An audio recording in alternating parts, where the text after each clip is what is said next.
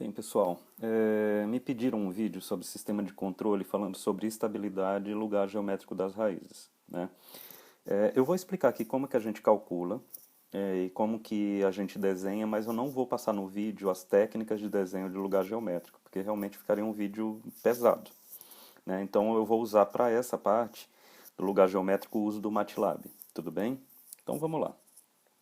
Eu coloquei um exemplo aqui já meio pesado, então, para aquelas pessoas que às vezes não gostam de exemplos iniciais complicados, mas é que é justamente um sistema que a gente estava estudando em sala. Então, esse sistema ele tem no seu ganho de malha direta, ou seja, no G de S que está sinalizado aqui, né? Então, a malha direta é exatamente esse bloco maior que vai direto da entrada para a saída. Então ele tem no numerador dele um ganho K, esse ganho ele obviamente vai ser controlado, S mais 1 e embaixo eu tenho S que multiplica S menos 1 que multiplica S2 mais 4S mais 16. E vocês podem notar que na realimentação eu tenho um ganho unitário. Na verdade, tudo que a gente tenta fazer com ganho unitário. Aliás, não é só a questão do ganho unitário, mas também a realimentação negativa para tentar levar o sistema para a estabilidade. Então a gente vai chamar aqui de G de S o ganho da malha direta, ou seja, esse cara é o G de S, ok?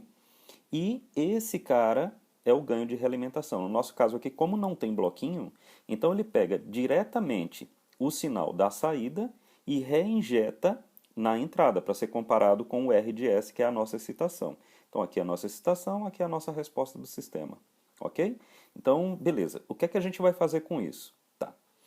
A gente vai procurar primeiro a função de transferência do sistema. Eu costumo dizer que essa função de transferência, ela vai reduzir toda essa parafernália aqui, na verdade, essa parafernália aqui, a um bloco só, ligando R a C. Isso é o que a gente chama de função de transferência de malha aberta, essa aqui, ó. Função de transferência de malha aberta para um sistema de malha fechada. Agora observe, se a gente reparar nos dois polinômios que nós temos, ó, então o G de S é K, S mais 1, lá, lá, lá, lá, lá, e o H de S é 1. Então, como que nós faríamos essa conta aqui, né? G de S sobre 1 mais GH de S. Bom, isso leva um certo tempo, mas vamos lá. Então vamos fazer aqui o T de S. T de S seria, em cima, o G de S, que é aquela fração inteira, que eu não vou repetir aqui, mas depois a gente vai colocar o polinômio, tá bom? E aqui embaixo vai ficar assim, ó, 1 mais o G de S. Agora eu vou escrever, porque nós vamos operar, então, ó, S mais 1, então vamos colocar aqui, ó. Aqui embaixo é S, S menos 1, S2 mais 4S mais 16. Aqui em cima é K, já esqueci, pessoal, S mais 1, vezes 1, que é o H de S, tá bom? Eu vou operar primeiro o denominador, porque é onde vai dar mais conta mesmo, tá certo? Então isso aqui vai ficar assim, né? G de S aqui em cima. E aqui vai ficar assim, S, S menos 1, S2, mais 4S, mais 16, mais K, que multiplica S mais 1. Tudo isso sobre S, S menos 1, S2 mais 4S mais 16. Quer dizer, na verdade o que eu fiz no denominador foi tirar o mínimo, né? E o mínimo era isso aí. Tudo bem? Então vamos reajeitar isso tudo para fazer sentido. Vamos lá. Bom, pessoal, então vocês vão me permitir aqui já ter feito alguns cálculos, porque senão a coisa fica muito longa. Na primeira parte, eu só, aqui ó, T de S igual a G de S sobre essa parafernália, eu só transpus da outra lousa para cá. Já aqui, eu desenhei o G de S de novo, tá vendo? Ó, K sobre S, K vezes S mais 1 sobre S, lá, lá, Justamente porque quando a gente faz a conta no denominador, vejam que, vamos lá, vejam que esse cara, ele fica aqui também, ó. E nós vamos poder eliminar. Então, esse denominador do numerador cai com o denominador do denominador. E veja que, nesse caso aqui, eu já saí aplicando a distributiva, né? E acabei obtendo esse polinômio aqui, ó. Então ficou S4 mais 3S3 mais 12S2 menos 16S mais KS mais K. Obviamente que o KS mais K ele veio desse cara aqui. Tudo bem? Agora eu vou rearranjar isso aqui para despoluir a tela, né? Porque está muito poluída, tudo bem? Bom, fazendo todos os cortes que a gente tem que fazer, agrupando termos que a gente tem que agrupar, a gente vai ficar aqui T de S, ou seja, função de transferência de malha aberta daquele sistema de malha fechada, ficou com esse numerador KS mais 1, e embaixo ficou com S4 mais 3S3 mais 12S2 mais K menos 16, que multiplica S mais K. Essa equação de baixo, pessoal, é muito importante. Essa daqui é a tal da equação característica, né? Essa equação característica é que nos dá o feeling, né? Nos dá o sentimento sobre estabilidade ou falta de estabilidade do sistema, tá? As raízes dela, na verdade, são os polos, né? E a gente sabe que se esses polos tiverem a parte real positiva, porque eles podem ser reais, ou eles podem ser números complexos. Agora, se as suas partes reais forem positivas, basta que um polo desse seja positivo, tenha a parte real positiva, ele já dá o grau de instabilidade, a característica de instabilidade do sistema. Portanto, para a gente estudar os critérios de estabilidade, passa justamente pela equação característica. É justamente ela que a gente tem que correr atrás, tudo bem? Então, o que é que eu vou fazer agora? Eu vou aplicar um critério, que é o critério de estabilidade de Ruff. E aí a gente vai fazer passo a passo para vocês entenderem como é que a gente monta a equação, tudo bem? Ou, na verdade, o algoritmo de Ruff, tá certo? Bom, então o critério de Ruff ele tem um esquema desse aqui, ó. Eu peguei a equação característica e coloquei esse S4, S3, S2, S1, S0 como essa coluna. Na verdade, eu vou começar a preencher com os coeficientes da equação característica da seguinte forma. O coeficiente de termo de maior grau, que é justamente esse S4, né, o termo de maior grau, o coeficiente dele é 1, ou seja, o número que multiplica ele é 1. Então eu coloco aqui, ó, 1. Em sequência, eu vou pegar o termo de grau inferior a S4. No caso, S3, eu coloco aqui, ó, 3, coeficiente dele. Volto para a linha de cima para o outro coeficiente de ordem par, que é o 12 aqui, que é o coeficiente de ordem 2. Então, vou colocar aqui, ó, 12. Aí agora eu pego o de ordem 1, que é o K menos 16. Então, K menos 16. Por último, eu pego o K e coloco aqui. Vocês podem reparar que na linha par eu tenho ordem 4, ordem 2 e ordem 0.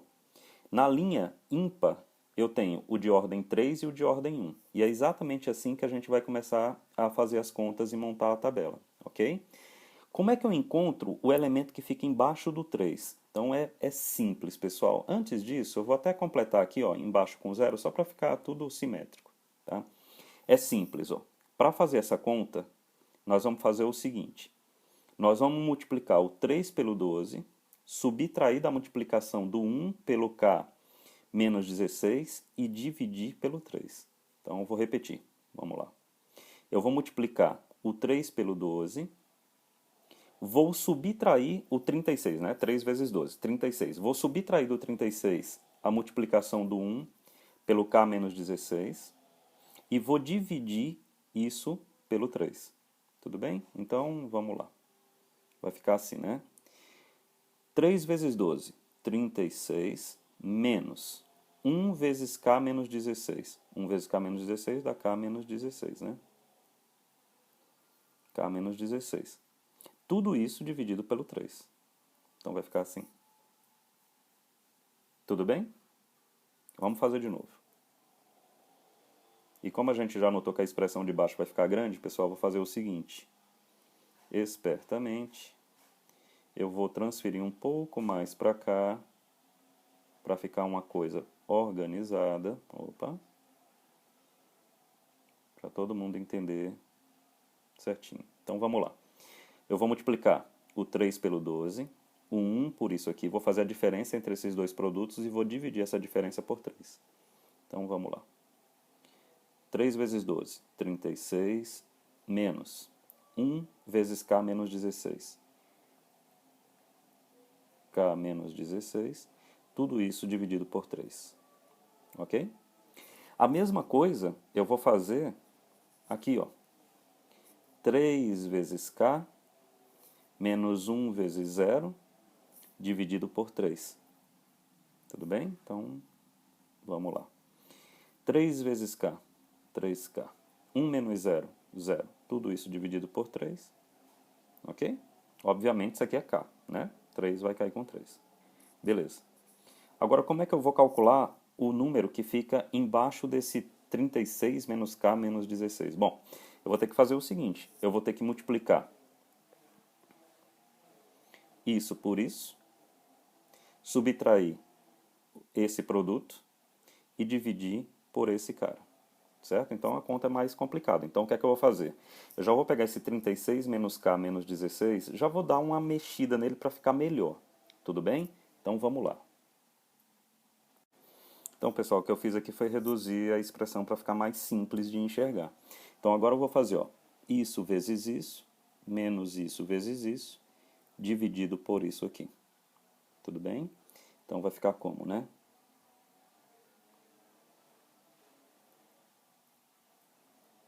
(52 menos K) vezes K menos 16 menos 3K, tudo isso dividido por 52 menos K sobre 3. Tá? E o que é que ficaria embaixo do K, pessoal? Ó, embaixo do K eu teria que fazer essa conta aqui. Isso vezes isso vezes isso, aqui ó, colocando um zero aqui, vai dar zero. Então embaixo do K é zero, tudo bem? Agora eu vou me dar o trabalho de fazer o seguinte, reduzir essa coisa toda aqui, ó, porque é muito número. Então para a gente confundir fica fácil, tá bom? Eu vou reduzir isso de novo. Então, pessoal, ficou isso aí, ó. Aquela conta toda que a gente estava fazendo ficou exatamente isso aqui, tá?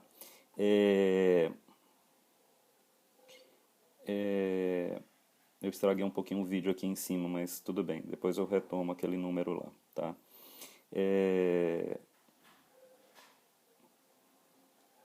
Já vamos fazer o seguinte. Agora eu vou calcular o termo que está aqui embaixo. Embaixo desse menos K2, mais 59K, menos 832 e por aí vai. Bom, o que é que eu tenho que fazer? Esse vezes esse, menos esse vezes esse, dividido por esse trambolhão todo. Ora, isso vai dar K. Então, eu já vou colocar K aqui, já vou acabar com a nossa agonia e reformar isso aqui para a gente ver essa tabela completamente montada, tá bom?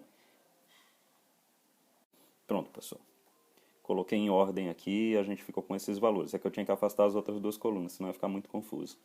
O que é que acontece? O critério de Ruff ele fala o seguinte. Na primeira coluna, então observem, na primeira coluna a gente tem 1, 3, 52 menos K sobre 3, menos K2 mais 59K menos 832 sobre 52 menos K e K. Se houver uma mudança de sinal sequer, o sistema já se torna instável. Ou seja, para cada mudança de sinal nessa coluna, a gente tem um polo com a parte real positiva no semiplano direito. Ou seja, não podemos admitir para a estabilidade que o K, que a primeira coluna tenha mudança de sinal. Como os elementos da primeira coluna começaram positivos, eles têm que ir até o final positivos para poder ter estabilidade. Ou seja, isso aqui tem que ser maior do que zero, isso tem que ser maior do que zero e isso tem que ser maior do que zero. Portanto, aqui, pessoal, a gente vai ter que chamar de volta aquele espírito da inequação para poder resolver isso aqui, ok? Então, o que é que nós vamos precisar fazer?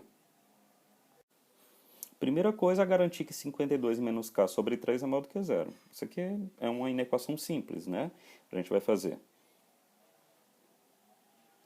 52 menos, 52 menos K maior do que zero, menos K maior do que menos 52, multiplica tudo por menos 1, K menor do que 52. Então aqui eu já tenho uma situação. O meu ganho tem que ser menor do que 52. Essa é só a primeira etapa. Agora vamos para a segunda. Bom, aqui é o seguinte. A gente precisa garantir que essa fração ela é positiva. Ou seja, isso só vai ocorrer quando os sinais de numerador e denominador forem iguais, né? Porque é uma divisão. Pois bem, como é que eu vou fazer aqui, né? Eu vou fazer o seguinte, ó. Eu vou tomar a liberdade, pessoal, eu já calculei aqui. As raízes desse numerador, elas são o seguinte. Deixa eu já colocar aqui isso aqui. Isso aqui é do numerador, ok? É uma parábola voltada para baixo, né? Porque eu tenho aqui eu tenho o A negativo, ok? Então, ela vai ficar assim, ó. As raízes são 23 e 31 aproximadamente, tá? São raízes fracionárias. 35, 68. Essa parábola, ela é negativa para o lado de cá, positiva aqui e negativa para o lado de cá. Já a reta 52 menos K, obviamente, que com K em 52 ela zeraria. Se o K for maior do que 52, isso aí vai ficar negativo, né? 52 menos um número menor do que ele, ou melhor, maior do que ele. Ou seja, aqui nós vamos ter que fazer aquela regra do varal que muita gente já conhece. Então, ó, vou pegar aqui no 23 e 31.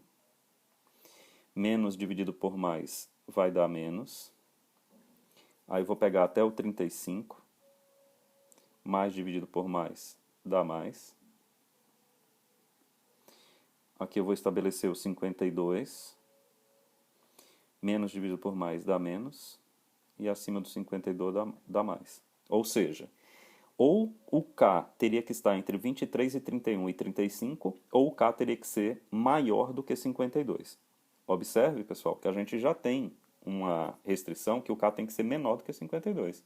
Isso a gente calculou, né, anteriormente. Ou seja, por enquanto o que está valendo é o intervalo entre 23 e 35, ok? Aí vamos lá, falta uma parcela. Se vocês notarem, falta esse cara aqui, ó. Ou seja, o K tem que ser positivo, o K tem que ser maior do que zero. Então, nós vamos colocar como restrição que o K tem que ficar.